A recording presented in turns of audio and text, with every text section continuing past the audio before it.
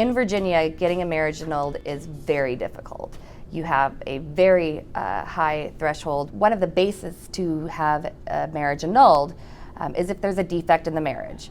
That could be that the person who officiated the marriage was not legally qualified to do so, that there's a defect in the marriage license, that the person or one of the people are underage or married to someone else or not mentally competent.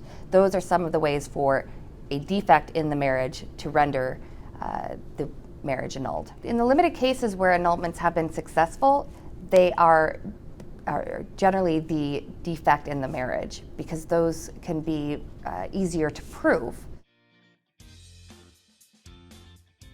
The two other ways kind of go hand in hand. If there's fraud in the marriage or leading up to the marriage, or misinformation from one spouse to the other. In Virginia, it has to be very specific and egregious. So fraud in the marriage is not, I may have this other relationship on the side prior to us getting married.